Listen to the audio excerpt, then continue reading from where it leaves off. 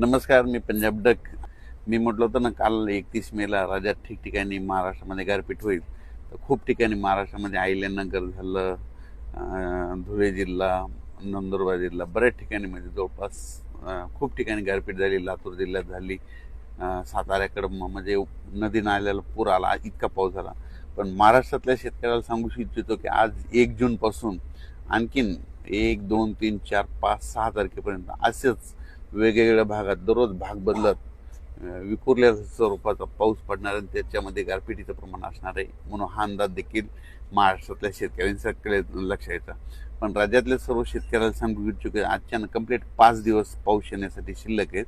तुम्ही तुमची शेतीची कामे करून घ्या, कारण की राज्यामध्ये 7 ते 14च्या दरम्यान मान्सूनचा पाऊस येणार आणि त्यामध्ये शेतकऱ्याच्या पेरण्या होणार आहे. पण या मान्सूनच्या पावसामध्ये काय होणार आहे, ओढे नाले वाहतील असा पाऊस पडणार आहे, नद्यांना पाणी देखील येणार, पूर देखील येणार आहे. म्हणून हा अंदाज लक्षात येतात. पण या मान्सूनच्या पावसात गारपीट कधी नसते, पण यावर्षी या मान्सूनच्या पावसात मात्र 7 ते 14मध्ये ठिकठिकाणी गारपीट बघायला भेटणार आहे. म्हणजे ह्या मान्सूनच्या पावसामध्ये देखील गारपीट पाहायला भेटणार आहे. वादळी वारं देखील वाऱ्याचा वेग देखील बघायला भेटणार आहे. पाऊस देखील तसाच पडणार आहे. नद्याला पाणी येणार आहे, ओढे नाले खळखळून वाहणार आहे. म्हणून हा अंदाज लक्षात यायचा. तर सांगायचं झालं तर मग ही गारपीट कोणत्या कोणत्या जिल्ह्यात होईल, तर सर्वप्रथम आपण विदर्भ पाहून घेऊ.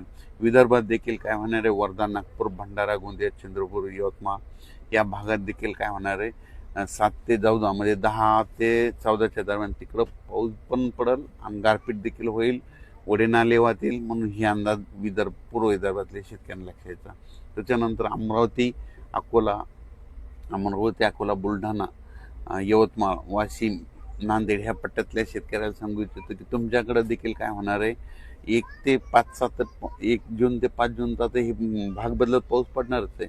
पण त्या व्यतिरिक्त काय होणार आहे, 7 ते 14मध्ये जे पाऊस येईल मान्सूनचा, त्याच्यामध्ये पाऊस पण पडणार आहे, गारपीट पण होणार आहे, नदी नाल्यांना पाणी देखील येणार आहे, ओढ्यांना खळखळून वाहणार आहे. म्हणून ह्या जिल्ह्यात ह्या पट्ट्यातल्या शेतकऱ्यांना लक्षात येतं.